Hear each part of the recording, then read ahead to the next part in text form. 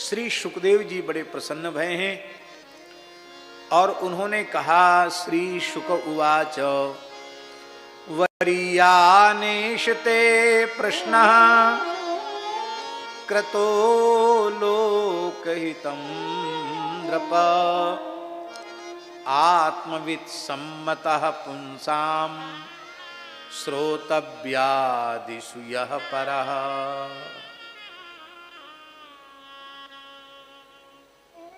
हे राजन, आपका यह प्रश्न वरीयान है, बहुत श्रेष्ठ उत्तम प्रश्न है और इस प्रश्न के समाधान में संपूर्ण संसार का हित समाया हुआ है। क्रतो लोकहितम नृप, आपने लोक हित के लिए ही ये प्रश्न किया। इसका तात्पर्य है कि आपके अपने हित में, आपके अपने परम कल्याण में किसी प्रकार का कोई संदेह ही नहीं है। ये तो मरणाभिमुख जो संसार के प्राणी हैं उनका प्रतिनिधित्व करते हुए आप ये प्रश्न कर रहे हैं, मरने वाले को क्या करना चाहिए।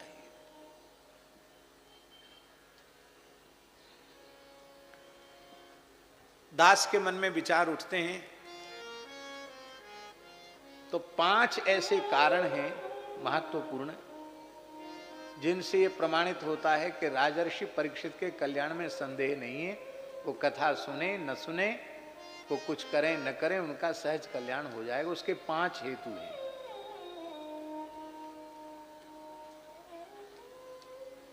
आप सब जानते हैं, श्रीमद् भागवत में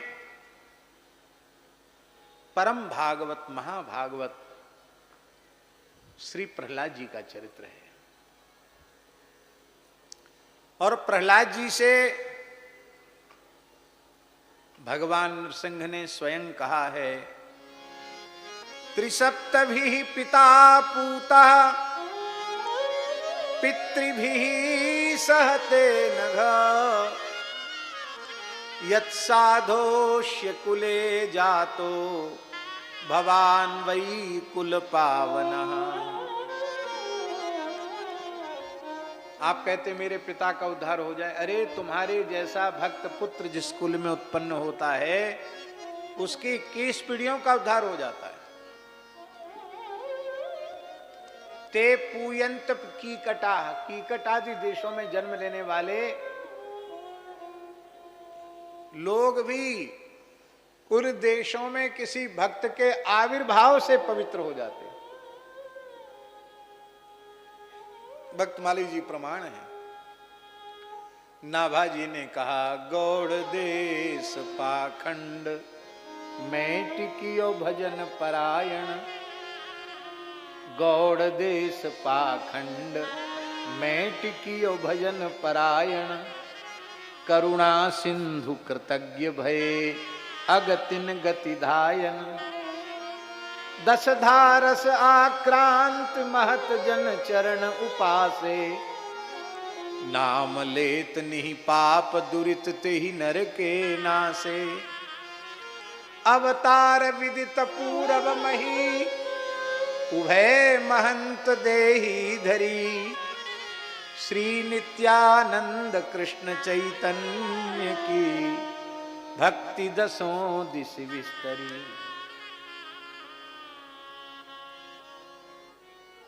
पवित्र हो जाता, अपावन देश भी पवित्र हो जाता। और एक विशेष बात है महाराज जी, प्रहलाद जी का चरित्र भी उनके गुरुजी ही सुना रहे हैं। नारद जी पांडवों को सुना रहे हैं, धर्मराज युधिष्ठिर को सुना रहे हैं, भगवान श्री कृष्ण भी उपस्थित हैं वहां। इसका मतलब भक्तमाल की कथा भक्तों को तो सुनाई जा रही है, भगवान को भी सुनाई जा रही है।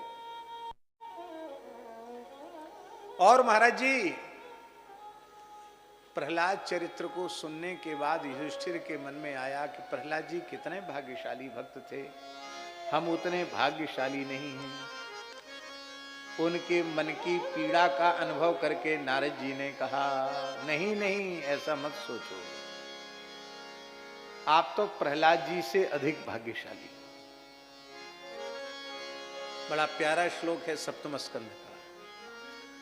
यूयं नृलोके बत भूरि भागा, यूयं नृलोके बत भूरि भागा, लोकं पुनाना मुनयो भियन्ति, लोकं पुनाना मुनयो भियन्ति, येषां गृहाणां वसतीति साक्षात्, येषां गृहाणां वसतीति साक्षात्, गूढं परब्रह्म मनुष्यलिङ्गम्, गूढं परब्रह्म मनुष्यलिङ्गम्।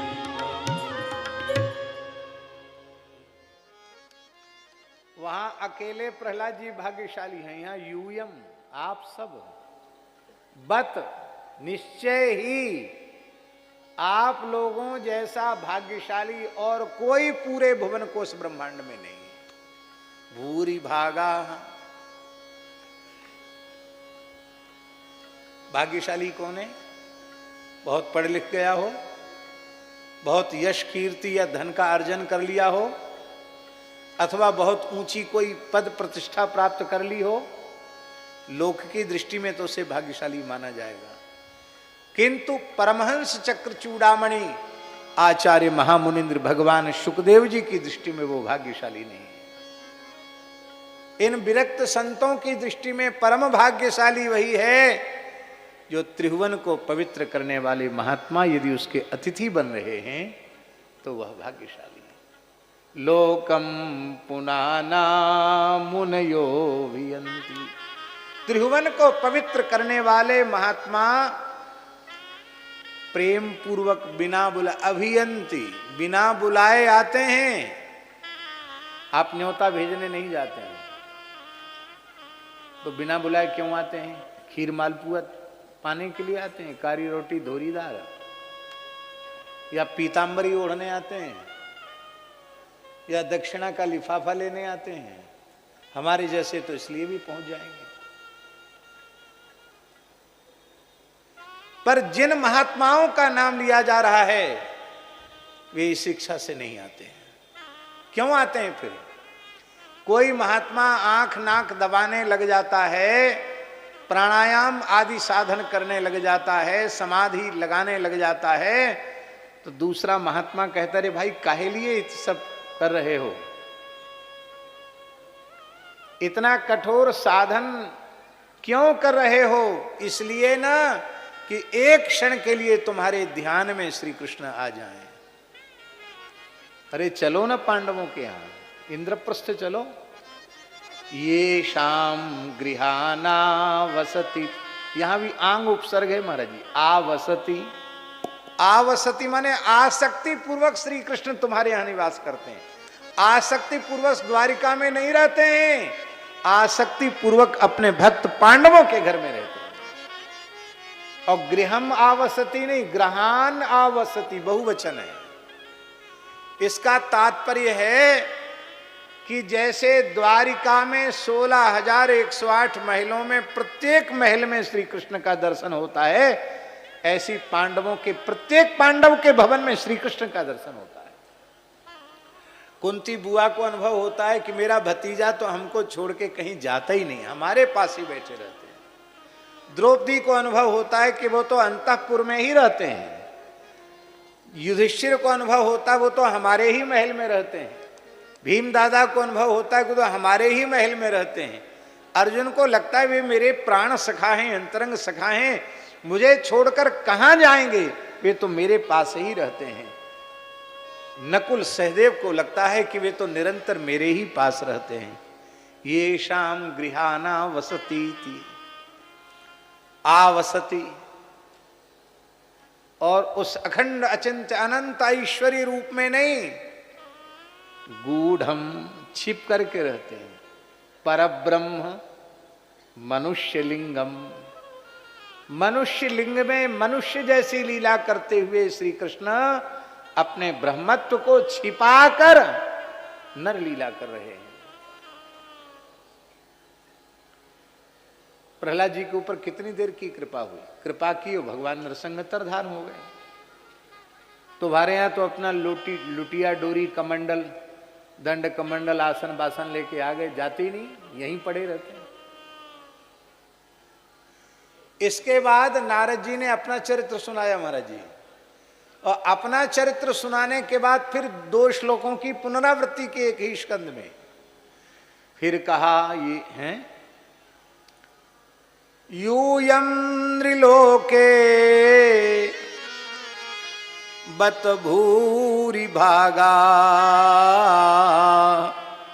लोकं पुनाना मुनयो वियन्ति येषां गृहाणा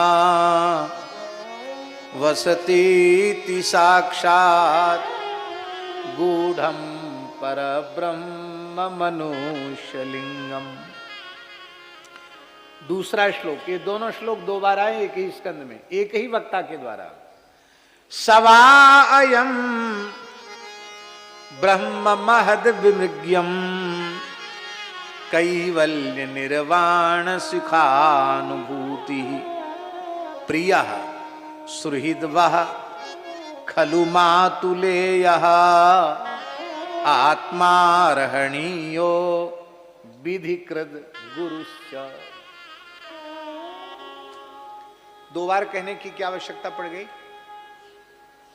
मानो नारद जी ये कहना चाहते हैं कि गृहस्थ भक्तों में सबसे भाग्यशाली प्रहलाद जी हैं, पर हे पांडवों प्रहलाद जी अकेले भाग्यशाली हैं। पर यहां तो कुंती द्रौपदी तुम 5 पांडव सबके सब भाग्यशाली हो, उत्तरा भाग्यशाली है। अरे तुम्हारा वंशधर परीक्षित भी भाग्यशाली है।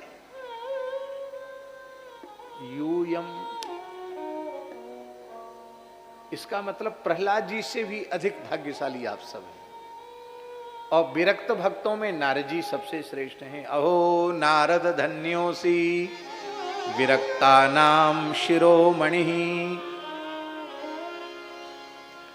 सदा श्री कृष्ण दासानाम अग्रणीर योग भास्कर। तो नारद जी अपना चरित्र कहने के बाद फिर ये 2 श्लोक बोल रहे हैं। इसका मतलब है विरक्त संतों में भी तुम्हारे जितना कोई भाग्यशाली नहीं है।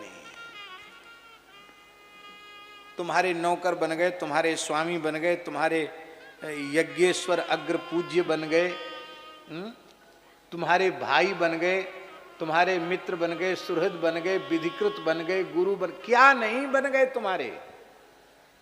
पर हम महात्माओं से प्रेम तो करते हैं, पर जैसा प्रेम का निर्वाह तुम्हारे साथ किया है ऐसा प्रेम का निर्वाह किसी के साथ नहीं। इसलिए तो प्रियादास जी को कोई उदाहरण ही नहीं मिला। उन्होंने क्या कहा? वही भगवंत संत प्रीति को विचार करे, वही भगवंत संत प्रीति को विचार करे, धरे दूरी ईशिताहु पांडवन सो करिए। हाँ धरे दूर ईशिताहु पांडवन सो करिए। हाँ धरे दूर ईशिताहु पांडवन सो करिए। हाँ धरे दूर ईशिताहु पांडवन सो करिए। तो जब त्रिसप्तभी पिता पूता है महाराज जी, अब सहज उत्तर है इसका। और यहाँ सबके सब इतने बड़े भक्त हैं और प्रहलाद जी और नारद जी से भी उत्कृष्ट कोटि के भक्त हैं, और उस भक्त वंश में परीक्षित का जन्म हो रहा है। माता उत्तरा भी परम भक्ता है, सुभद्रा भी परम भक्ता है, द्रौपदी भी परम भक्ता है, और सबकी ददिया सास कुंती भी परम भक्ता है। ऐसे भक्त वंश की कुलवधू जिसने श्री कृष्ण को अपने प्रेम से अपने गर्भ में बुला लिया, आहा है। इसलिए महाराज जी हमको लगता है कि परीक्षित के पांडवों के सगे भाई श्री कृष्ण नहीं है, फुफेरे ममेरे भाई है, ममेरे भाई है। पर परीक्षित के तो सहोदर भ्राता हो गए हैं। इसलिए हमको उत्तरायण शब्द का अर्थ यह समझ में आता है, उत्तरायाः गर्भो अयनम यस्य असौ उत्तरायण श्री कृष्ण। उत्तरा का गर्भ ही जिसका अयन है, निवास स्थान है, ऐसे श्री कृष्ण जब आए तब श्री भीष्म जी ने, वस्तुतः उनका उत्तरायण श्री कृष्ण ही है ये। तो इस अवस्था में परीक्षित के कल्याण में कोई संदेह है क्या? नहीं है। दूसरा हेतु,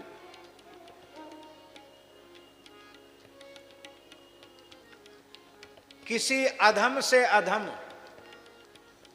पापिष्ठ से पापिष्ठ, पतित से भी पतित,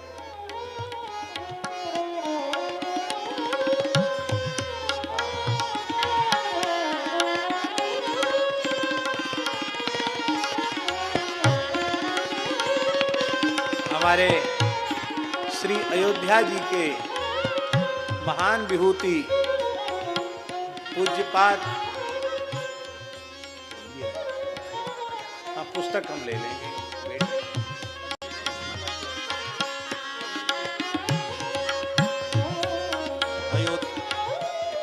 पंडित श्री उमापति जी त्रिपाठी जी, जिनके भाव का निर्वहन साक्षात श्री कनक भवन बिहारिणी बिहारी जी ने उनके संपूर्ण जीवन काल में किया, आज भी ठाकुर जी निर्वहन करते हैं। अपने कुछ कह रहे हैं? वाह, आप तो बहुत अद्भुत वचन के प्रतिपालक निकले। हमने आज ही इनको कहा था कि हमको त्रिपाठी जी की छवि चाहिए, तो बहुत सुंदर छवि आपने कृपा पूर्वक प्रदान की है। बहुत धन्यवाद। अब हमारे ठाकुर जी के यहाँ ये दर्शन देते रहेंगे, हमको दर्शन होता रहेगा।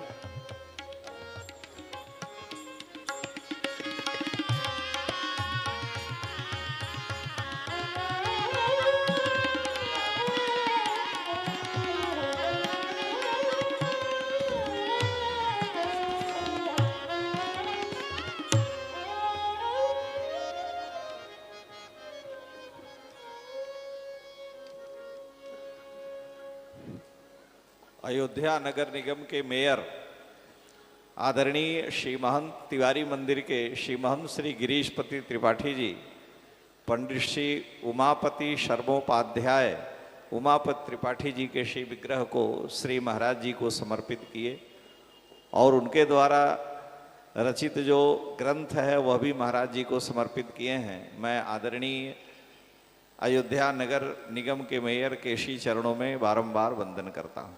वाह, जय जय श्री सीताराम। हम निवेदन कर रहे थे कि किसी अधम से अधम, पतित से पतित जीव के कल्याण का संकल्प कोई एक महात्मा कर ले, होए महात्मा।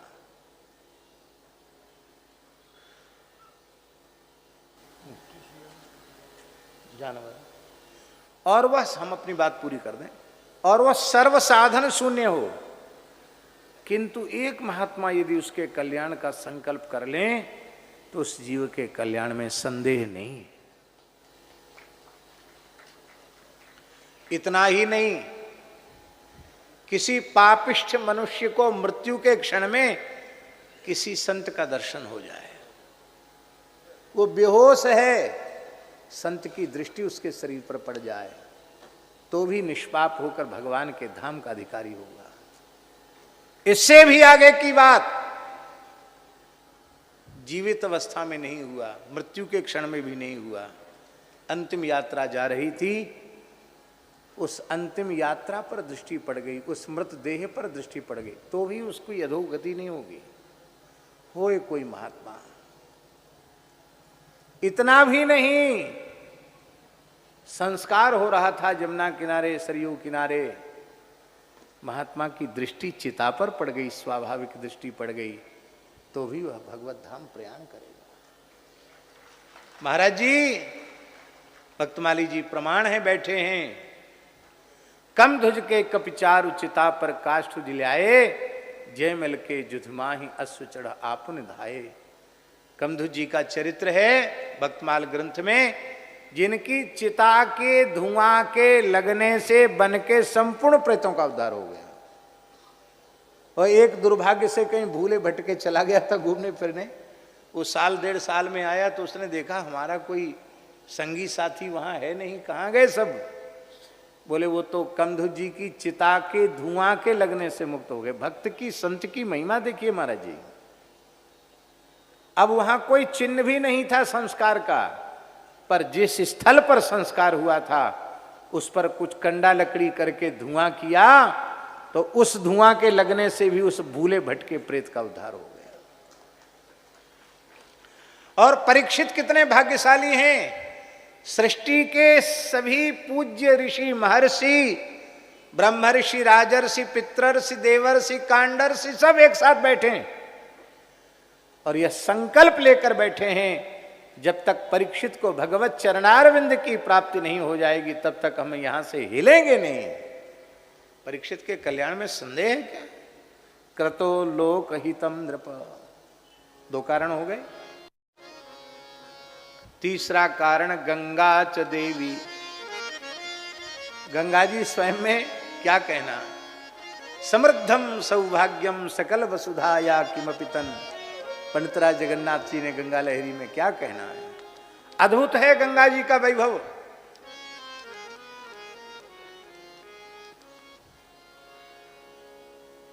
गंगा जी मनुष्य को नहीं, कीट पतंग को भी मोक्ष देती है। इसलिए गोस्वामी जी ने कहा धन्य देश जहां बह सुर सरी, गंगा जी का आश्रय ले रखा है। तीसरा कारण। चौथा कारण,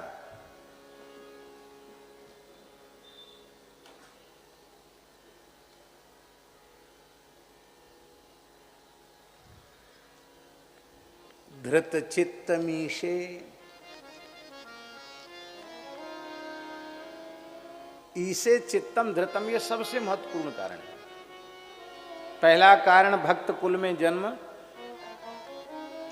दूसरा कारण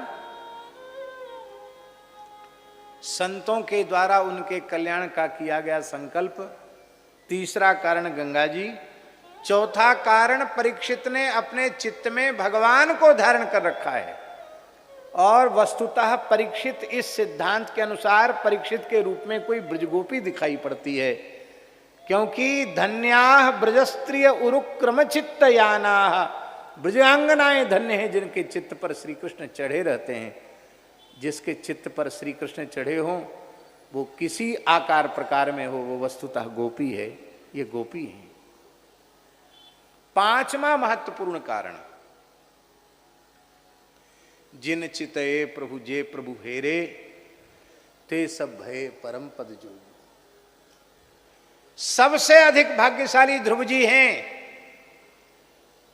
जिन्होंने मात्र 5 वर्ष की अल्प आयु में 6 महीने की अल्प अवधि में भगवत साक्षात्कार प्राप्त किया। पर जब हम परीक्षित के सौभाग्य का विचार करते हैं तो परीक्षित का सौभाग्य ध्रुव जी से भी बहुत अधिक आगे निकल गया। उन्हें तो 5 वर्ष के बाद 6 महीना की तपस्या के बाद यहां तो गर्भ में ही दर्शन हो रहा है। महाराज जी जिस समय परीक्षित उत्तरा के गर्भ पर अश्वत्थामा ने ब्रह्मास्त्र का प्रयोग किया था, उस समय 3 महीने का गर्भ था। उसके बाद 9 महीने तक परीक्षित गर्भ में रहे, पूरे 12 महीना गर्भ में रहे परीक्षित अपनी मां के। और 9 महीने तक लगातार श्री कृष्ण ने उत्तरा के गर्भ में प्रवेश करके गर्भ की परिक्रमा करते हुए गर्भ की रक्षा की है। 9 महीने तक लगातार दर्शन, गर्भ में दर्शन, ऐसा सौभाग्य किसी को मिला? और आपको हमारी बात पर संदेह हो तो मूल ग्रंथ महाभारत उठाकर देख लेना। महाभारत में लिखा है कि जब परीक्षित का जन्म हुआ तो अमोघ ब्रह्मास्त्र का प्रभाव तो होना था, गर्भ की रक्षा तो हो गई, पर गर्भ के बाहर आते ही ब्रह्मास्त्र के प्रभाव से परीक्षित निष्प्राण हो गए। सूतिकागार में हाहाकार मच गया, करुण क्रंदन होने लग गया। उत्तरा कुररी की तरह विलाप कर रही थी, सुभद्रा विलाप कर रही थी। श्री कृष्ण को याद किया, ठाकुर जी सूतिकागार में ही प्रकट हो गए। सुभद्रा ने कहा भी यहाँ अपनी भगवत्ता दिखानी पड़ेगी, बालक को जीवित करना पड़ेगा, नहीं तो आपके भक्त का वंश डूब जाएगा। महाभारत का वह प्रकरण आप देखिए, आपका वज्र हृदय होगा तो द्रवित हो जाएंगे आप। भगवान ने उस समय परीक्षित को गोद में लेकर, उनके मृत देह को, शरीर को गोद में रखकर परीक्षित ने, भगवान ने कहा यदि अर्जुन में मेरी निष्कपट प्रीति हो तो ये बालक जीवित हो जाए। और भगवान के प्रतिज्ञा करते ही परीक्षित ने नेत्र खोल दिए। अर्जुन उपलक्षण है, इसका तात्पर्य है यदि भक्त में मेरी निश्चल निष्कपट प्रीति हो तो ये बालक जीवित हो जाए। भक्तों के प्रेम की सौगंध खा करके भगवान ने परीक्षित को प्राणदान दिया। और जब आंख खोली तो संसार को नहीं देखा, मां को भी नहीं देखा। नेत्र खोले तो कृष्ण की गोद में खोले, और आंख भर के देखा तो श्री कृष्ण को देखा। ऐसे भाग्यशाली जीव के कल्याण में संदेह है क्या? नहीं। परीक्षित जीव कोटि के नहीं है। क्या करें, हमको कथा कहनी आती नहीं है। नहीं तो ब्राह्मणों ने जो उनके लक्षण वर्णन किए हैं उनमें लिखा है साक्षात रमापति के समान ये जीवों का आश्रय प्रदाता होगा। भगवान के समान भगवान ही हो सकते हैं। हमको लगता है कीर्तन भक्ति का आचार्यत्व करने के लिए भगवान सुखदेव रूप में पधारे हैं, तो श्रवण भक्ति का आचार्यत्व करने के लिए भगवान परीक्षित रूप में पधारे हैं। इसलिए हम जीवों का प्रतिनिधित्व करते हुए वो बोल रहे हैं तुम्हें अपने कल्याण के लिए ये करने की आवश्यकता नहीं, तुम तो जीवों का आचार्यत्व करते हुए और ये पूछ रहे हो, हे राजन, संसार के कामों में उलझे हुए लोग, उनके जीवन में हजारों बातें कहने सुनने तक रह जाती हैं, किंतु आप जैसे भक्त, आहा क्या कहना, जो प्रमाद शून्य हैं वो तो अपने थोड़े ही समय में अपना कल्याण कर लेते हैं। इन्हीं शब्दों के साथ अभी थोड़ी देर के लिए हम विराम करते हैं, क्योंकि हम